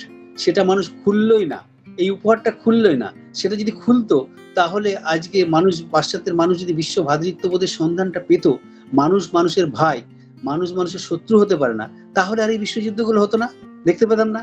তেমন এই যে ব্রাহ্মণত্ব, তার উদ্দেশ্য শুধু পৈতে পরিয়ে দিয়ে ব্রাহ্মণ করে দেওয়া নয়, আমাদের মনের মধ্যে সেই ভাবটা জাগ্রত করা, আমরা প্রত্যেকেই ব্রহ্মের অধিকারী হব বা ব্রাহ্মণ ব্রাহ্মণত্বের স্বাদ আমরা মনের মধ্যে, আমাদের হৃদয়ের মধ্য থেকে সেই ব্রাহ্মণত্বের সন্ধানটা আমরা করব, আমরা সদা ব্রাহ্মণত্বে জাগ্রত থাকব, তাহলে আমরা ব্রাহ্মণ ছাড়া অন্য কিছু নিজেরা ভাবতে পারবো না, বা আমরা অন্য কিছু হব না। সেই ভাবনাটার জন্যই এই ব্রাহ্মণত্ব সন্ধানটা স্বামীজির দেয়া। আজকে আপনারা দেখেছেন যে রামকৃষ্ণ মিশনের যে সন্ন্যাস গ্রহণ হয়, সেখানে নিজেদের পিণ্ডি নিজেদের দান করতে হয় সন্ন্যাসের গেরুয়া পাওয়ার আগে। এটি আপনারা অনেকে জানেন, অনেকে হয়তো জানেন না। সেখানে সমস্ত কিছু বিসর্জন দিয়ে দেওয়া হলো, নিজেদের মা বাবা কেউ নেই, নিজেদের পিণ্ডি নিজেদের দিলাম। আমার ভবিষ্যতে কে আমার পিণ্ডি দান করবে, আমাদের হিন্দু ধর্মের রীতিনীতি অনুযায়ী আমার শরীর যাওয়ার পরে সেই জায়গাটা আমি জীবিত অবস্থাতেই করে চলে গেলাম। তাহলে আজকে জীবিত অবস্থায় আমার এই কাজটা করে গেলাম, এটা তো আমাদের স্বাস্থ্যমতো বিধিসম্মত নাও হতে পারে, তুমি বলতে পারো, কিন্তু এটা সঠিক। আমি তো আমার ভাগ্য নির্ধাতা। আমি যে এক জায়গায় বলছি না, you are the creator of your own destiny, you are the maker of your own destiny. তোমার নিজের কৃতকর্মটাই তোমাকে তোমার নিজের লক্ষ্যে পৌঁছাতে সাহায্য করবে। সেই চিন্তা ভাবনাতেই আজকে রামকৃষ্ণ ভাবধারার এই অবস্থানটি, এর বাইরে আর কিছু নয়, তাই না? হ্যাঁ স্যার। আর কারো প্রশ্ন কিছু? তুমি না কিছু বলবে? স্যার খুব ভালো তোমার গান বলেছেন, শুনতে হবে খুব তো। ভালো। হ্যাঁ, লাগতে হবে। স্যার হ্যাঁ। একটা কথা প্রশ্ন ছিল, বল। ডক্টর অ্যানি বেসান্তের কথাটি যেটি বললেন ওটি একটু বলুন না। হ্যাঁ, অ্যানি বেসান্ত হচ্ছে উনিও আয়ারল্যান্ডের মানুষ ছিলেন, বৌদ্ধ মহিলা। উনি আয়ারল্যান্ড, পরে ওদের ফ্যামিলি স্কটল্যান্ডে ছিল, তারপরে উনি লন্ডনে এসে জন্মগ্রহণ করেন 1847 সালের 1 অক্টোবর জন্ম। ওর 1933 খ্রিস্টাব্দে ওর শরীর যায়, এই ভারতবর্ষেই শরীর যায়। তা ও এই অ্যানি বেসান্তকে নিয়ে স্বামীজি নিবেদিতাকে অনেকবার ওর সাথে কম্পেয়ার করার চেষ্টা করেছেন, তোমাকে আমি 50টা অ্যানি বেসান্তে বানিয়ে দেবো। অ্যানি বেসান্তি প্রথম মহিলা পাশ্চাত্য থেকে এসে এই ভারতবর্ষের সেবা কাজের সাথে যুক্ত হওয়ার আগেও ওই থিওসফিক্যাল সোসাইটির তিনি পৃথিবীব্যাপী তো এই সংস্থাটা ছিল তখনকার দিনে। অ্যানি বেসান্ত তার মেম্বারশিপ ছিল প্রথমে, এদেশে তারই ভাব প্রচার করার জন্য এদেশে আসা, সাউথ ইন্ডিয়াতে বেশিভাবে কাজকর্ম করছিলেন। করার পরে তিনি এসেছেন 1893 সালে। যে বছর শিকাগো বক্তৃতা হচ্ছে সে বছরই স্বামী বিবেকানন্দ 31 মে চলে গেলেন। এই অ্যানি বেসান্ত তিনি সেই বছর ডাক পেলেন, যেহেতু ওদের বিশ্বব্যাপী একটা ইনফ্রাস্ট্রাকচার রয়েছে, সেই হিসাবে থিওসফিক্যাল সোসাইটির তরফ থেকেই ওকে নমিনেট করে শিকাগোতে পাঠানো হয়েছিল। শিকাগো বক্তৃতাতে যারা যারা বক্তব্য রেখেছিলেন তাদের মধ্যে she was one of them, তিনি তাদের মধ্যে একজন বক্তা ছিলেন। এই শুধু বক্তা নয়, তারপরে বক্তৃতা দেওয়ার পরে ইনি স্বামী বিবেকানন্দকে শ্রদ্ধার চোখে তার বক্তব্যটাকে তিনি সবচেয়ে গুরুত্বপূর্ণ বলে নিজে বর্ণনা করেছেন। যে কথাটা আমি বলছিলাম, তিনি স্বামী বিবেকানন্দের ওই বক্তৃতার পরে তিনি প্রথম বলেছিলেন যে that is the blazing sun in cold weather in Chicago. শিকাগোর ওই ঠান্ডা আবহাওয়ার মধ্যে একটা জ্বলন্ত সূর্য, এই কথাটা অ্যানি বেসান্ত বলেছিলেন। আর সেই পরবর্তীকালে রামকৃষ্ণ মিশন, তারপর 1893 সালের পরে তো স্বামীজি ওখানে রয়ে গেলেন 4 বছর ধরে। অ্যানি বেসান্ত কিন্তু কলকাতাতে ব্যাক করে চলে এসেছিলেন। আসার পরে 1897 সালে স্বামীজি যখন এই রামকৃষ্ণ মিশন প্রতিষ্ঠা করলেন 1 মে, এবং শুধু 1 মে প্রতিষ্ঠা করা নয়, এই যে অখণ্ডানন্দজির মহুয়ালা গ্রামে সারগাছিতে সেবামূলক কাজ করছেন, রামকৃষ্ণ মিশন সমস্ত সেবা কাজে ঝাঁপিয়ে পড়ছেন, প্লেগে ঝাঁপিয়ে পড়ছেন, বেলুন মঠ বিক্রি করে দেওয়া, নতুন জায়গা কেনা হচ্ছে সেটা বিক্রি করে দেওয়ার চিন্তা করছে, এবং দক্ষিণেশ্বরে সেবা কাজ শুরু হয়েছে। প্লেগের মধ্যে কত জায়গায় কাজ শুরু হয়ে গেছে। সেই সব কাজগুলো যখন করছে, মানুষের চোখে একদম দেখিয়ে দিচ্ছে আঙুল দিয়ে যে রামকৃষ্ণ মিশন এমন একটা সংস্থা যে মানুষের পাশে, মানব কল্যাণে তারা আত্মনিয়োগ করছেন। যারা ঘর ছেড়েছেন নিজেদের মুক্তির জন্য, সন্ন্যাসী কারা হয় এদেশে? ভারতবর্ষের আদর্শ কি? যে আত্মন মোক্ষার্থং জগদ্ধিতায়। রামকৃষ্ণ মিশনের মোটরটা তো অন্যরকম। আমরা এতদিন পর্যন্ত কি দেখে এসেছি বলো না? আমরা এতদিন পর্যন্ত দেখে এসেছি ভারতবর্ষের যে ইতিহাস, আমরা বাবা, কাকা, দাদু তাদের মুখে কি শুনতাম? যে সাধু সন্ন্যাসীরা এই সন্ন্যাস গ্রহণ করে, তাদের বানপ্রস্থের পরে সন্ন্যাস গ্রহণ করে, তারা চলে যায় হিমালয়ের দিকে, তারা জীবনে আত্মমুক্তির সাধনায় চলে যাবে। ভারতবর্ষের নিয়মিত সংসার জীবন শেষ হয়ে গেল, বানপ্রস্থ, তারপরে they will go to the Himalaya. কারণ তাদের এবার আত্মমুক্তি, পৃথিবী ছেড়ে তারা চলে যাবে, তার আগে তাদের মুক্তি লাভ দরকার, সেখানে চলে যায়। সেটা আমরা দেখে এসেছি। স্বামী বিবেকানন্দ ওই শ্রীরামকৃষ্ণ দেবের আশাল ঐতিহ্য বা তফাৎটা অন্যের সাথে এইখানেই তফাৎটা। সেটা কি? যদি বেলুড় মঠে আমরা ঢুকি, দেখবো স্বামীজি সেই কথাটায় শুধু একটা শব্দ, দুটো শব্দর মাঝখানে একটা চ লাগিয়ে দিয়ে আছে। দেখবেন ওই 3টে গেট আছে, প্রথমে জিটি রোড দিকে যদি ঢোকে একটা বিশাল গেট, তারপরে মাঝখানে আরেকটা গেট বিদ্যা মন্দির পার হওয়ার পরে দেখবো সেই গেটটা নির্দিষ্ট সময়ে খুলে বন্ধ হয়। তারপরে এসে একদম মেন মন্দিরের আগে এখন নতুন একটি, ওই আম গাছগুলির পরে একটি নতুন গেট হয়েছে, আলোয় ঝলমল করে রাত্রিতে, ভোরবেলায় যদি যাওয়া যায়, যারা রাত্রিতে গেস্ট হাউসে থাকে তারা একটু দেখতে পায়, বা রাত্রিতে সন্ধ্যার্থে যারা অংশগ্রহণ করেন তারাও দেখেন। সেখানে লেখা রয়েছে, যখন ঢুকছি ঢোকার মুখে ওই শব্দগুলি লেখা আছে উপরে বড় বড় করে, আত্মনমক্ষার্থং জগদ্ধিতায়চ। সেটির ভারী সুন্দর ইংরেজি শব্দটি আমার খুব পছন্দ। সেখানে লেখা আছে, for one's own liberation and for the welfare of the world. আবার রিপিট করছি, for one's own liberation and for the welfare of the world. শুধু নিজের মুক্তি নয়, জগতের কল্যাণও তার সাথে সাথে। এই ভাবনাটা পৃথিবীর ইতিহাসে এর আগে কেউ ভাবেনি, যেটা রামকৃষ্ণ মিশনই তার চিন্তাধারার মধ্যে সেটি আত্মপ্রকাশ করেছিল।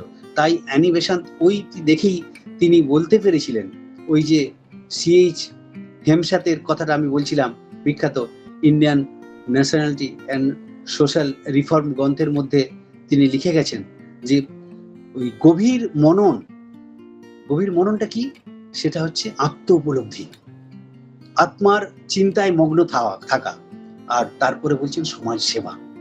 এই দুটিকে আমরা দেখব একসাথে মিলিয়ে দিয়ে গেছেন এই রামকৃষ্ণ বিবেকানন্দ ভাবনা। তাই অ্যানি বেসান্ত ওই কথাটার খুব সার্থকতা রয়েছে, যেটি তিনি প্রথমে বলছেন যে 2 হাত ধরে রামকৃষ্ণ মিশন যে সেবা কাজটি চালু করে দিয়েছেন বিবেকানন্দ, তার চিন্তা ভাবনার মধ্যে যে যাত্রাটা শুরু করেছে, আসলে এই যাত্রাটা রামকৃষ্ণ মিশন নামক যদি একটি ব্যক্তি হয়, সে ব্যক্তির একটি হাতের মাধ্যমে তারা ক্ষুধার্তের মুখে তুলে দিচ্ছে ক্ষুধার্তের জন্য অন্ন, আর অপর হাতে তুলে দিচ্ছে আত্মার পরমান্ন। আসলে রামকৃষ্ণ বিবেকানন্দ ভাব ধারাটাই পুরো রোমা রোলার ভাষায় এই নিজেদের আত্মার তীর্থযাত্রা। সেই তীর্থযাত্রাতেই আমরা সকলেই সমবেত রয়েছি, থাকবো আমাদের জীবনকে সার্থক করে তোলার উদ্দেশ্যে। আমার মনে হয় অন্তত আপনাদের আরো কারো প্রশ্ন থাকলে নিশ্চয়ই করতে পারেন, কিন্তু আমার চিন্তাতে, আমার ভাবনাতে এটাই সঠিক। স্যার, যখন স্বামীজি দার্জিলিং গেছিলেন, এই রায় ভিলাটাই কি ওইখানেই, ওই দার্জিলিং ওখানেই গেছিলেন, না ওটা অন্য জায়গায়? না না না, আমি পরে আপনাদের জন্য দার্জিলিং নিয়ে আলোচনা করব। আমার দার্জিলিং এ অনেক অভিজ্ঞতা রয়েছে। আমার ওই নিবেদিতার ভারত দর্শনের পরে আমি বেশ চিন্তাতে সেখানে গিয়েছিলাম। ওই ইভেন নিবেদিতার যেখানে শ্মশান রয়েছে, যেখানে তার দাহ করা হয়, তার ইচ্ছে ছিল হিন্দু মতে দাহ। সেই মুর্দাহাটি, আমি শ্মশান ঘাটটিতেও গিয়েছিলাম, সেখানে স্মৃতিস্তম্ভটা লেখা রয়েছে এবং সেই পর্যন্ত আমি দেখেছিলাম। ওখানেও আমি ভিডিও করেছিলাম, আমার মনে আছে, আমার ছেলেকে নিয়ে গিয়ে ওইখানে। এবং নিবেদিতার রায়ভিলাতে, স্বামীজি রায়ভিলাতে কোনোদিনই ছিলেন না। স্বামীজি কোনোদিনই রায়ভিলাতে ছিলেন না। স্বামীজি সম্পর্কে, স্বামীজি মাত্র 91 দিন দার্জিলিং এ কাটিয়েছেন, তার 4 বার গেছেন তিনি দার্জিলিং এ। নিবেদিতা 7 বার গেছেন দার্জিলিং এ, তিনি 241 দিন ওই দার্জিলিং এ কাটিয়েছেন। সেগুলোর মধ্যে শেষবার মাত্র দার্জিলিং এ গেছেন তিনি, কারণ স্বামীজি যে বছর শরীর চলে যায় 1902 খ্রিস্টাব্দে, 1901 খ্রিস্টাব্দে রায়ভিলাটা তৈরি হয়। কলকাতা ওই বিখ্যাত ডাক্তার পি.কে. রায়ের ভাই, যে রায়ভিলা যার নামে, এর নাম হচ্ছে দ্বারকানাথ রায়, ডিএল রায়। এই ডিএল রায় হচ্ছে তখনকার দিনের বিখ্যাত ডাক্তার। তিনি বিদেশে প্রচুর অর্থ রোজগার করেছিলেন। তিনি বিদেশ থেকে সিমেন্ট আনিয়ে দার্জিলিং শহরে তার একটা উপবেশনের জায়গা তৈরি করতে চেয়েছিলেন। দার্জিলিং মিউনিসিপ্যালিটির রিপোর্ট অনুযায়ী 1950 সালে একটা রিপোর্ট বেরোয়, তাতে পরিষ্কার লেখা হয় প্রথম সিমেন্টের অত বড় বাড়ি, 4 তলা বাড়ি প্রথম তৈরি করেছিলেন ওই দ্বারকানাথ রায়। তিনি ওই বাড়িটা তৈরি করেছিলেন বিদেশ থেকে সিমেন্টের। হ্যাঁ, এখানকার ইট ফিট তৈরি হয়েছে ঠিকই, কিন্তু বিদেশ থেকে সিমেন্ট এনে ওই 4 তলা বাড়িটা তৈরি হয়। তাই ওই বাড়িটা 1901 সালে তৈরি হয়। অতএব স্বামীজি 1902 সালে 40 চলে যায়। তো তারপরে যাওয়ার জায়গা কোথায়? যাওয়ার তো জায়গা নেই। অতএব নিবেদিতা কিন্তু অনেকবার গেছেন ওই অ্যাসাইলেন্ট ভিলা, বলেন স্বামীজি থেকেছেন বলেন ভিলাতে, বলেন এর অনেক ইতিহাস রয়েছে। এটা বলতে গেলে অনেক জায়গায় যেতে হবে, অনেক দূর এগোতে হবে। তোমাদের নিবেদিতার দার্জিলিং নিয়ে আমি পরে একটা আলোচনা করবো, মাথায় রইলো। তোমরা সেটাতে অনেক ইতিহাস জানতে পারবে। তোমরা অবশ্য যদি আমার যে নিবেদিতার উপরে আলোচনাগুলো হয় বিভিন্ন জায়গায়, তোমরা যদি একটু এই পান্নাম চ্যানেল নয়, কথামৃত ভবন বা স্বামীজির বাড়িতে দার্জিলিং নিয়ে পরে পরে আলোচনা হয়েছে, আমি 2-3 বার করেছি। আমার ইচ্ছে রইলো তোমাদের এই পর্বটা শেষ হলে পরে দার্জিলিং নিয়ে তোমাদের আলোচনা করবো। অক্টোবরের মাসের জন্য রেখে দিলাম, কারণ অক্টোবর মাসে নিবেদিতার যাওয়ার বয়স যে সময়, তো ওই সময়ের জন্য রেখে দিলাম। ঠিক আছে, সকলে ভালো থাকবেন। আর নমস্কার স্যার। যেহেতু রামকৃষ্ণ মিশনের উপরেই বললেন, তাই আমি তার উপরেই একটি চন্ডিকা, স্বামী চন্ডিকানন্দ মহারাজের লেখা গান। মূরতি শ্রীরাম কৃষ্ণ প্রণমি তোমারে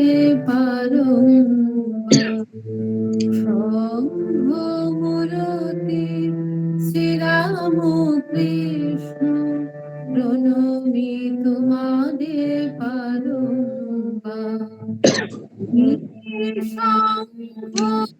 তুমি ধর্ম, তুমি শঙ্খ, তুমি ধর্ম, প্রণমি প্রণমি পদে তোমার।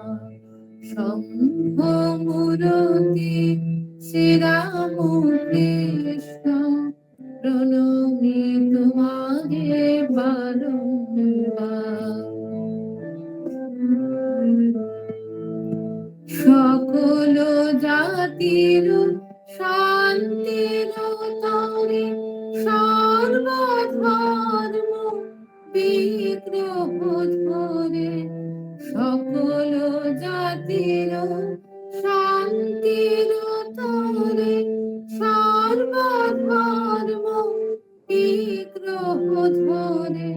সংঘ রূপেতে যুগের ধর্ম দেখিল বিশ্বে করো প্রচার। শঙ্খ মূরতি শ্রীরাম কৃষ্ণ বিতরিতে তব অমীয় বারতা। বিবেকানন্দে দিয়েছ ভার। বিতরিতে তব অমীয় বারতা। বিবেকানন্দে দিয়েছ ভার। শঙ্খ গুরুর অন্তরে বসে করিতেছ তুমি জীবন উদ্ধার। হে যুগ দেবতা মঙ্গলময়, চরণে তোমার দাও আশ্রয়। হে যুগ দেবতা মঙ্গলময়, চরণে তোমার দাও আশ্রয়। মোদের জীবনে উত্তম জয়, মোদের জীবনে উত্তম জয়। শুভমতি দাও তব সেবা। শঙ্খ মূরতি শ্রীরাম কৃষ্ণ প্রণমি তোমারে বারংবার। তুমি শঙ্খ, তুমি ধর্ম, প্রণমি প্রণমি পদে তোমার। শঙ্খ মূরতি শ্রীরাম কৃষ্ণ প্রণমি তোমারে বারংবার। ঠাকুর মা স্বামীজির চরণে প্রণাম জানাই। জয় মা, জয় শ্রী। স্যারকে আবার আমরা প্রণতি নিবেদন করি। ওম শান্তি শান্তি শান্তি। হরিঃ ওম তৎসৎ। শ্রী রামকৃষ্ণার্পণমস্তু।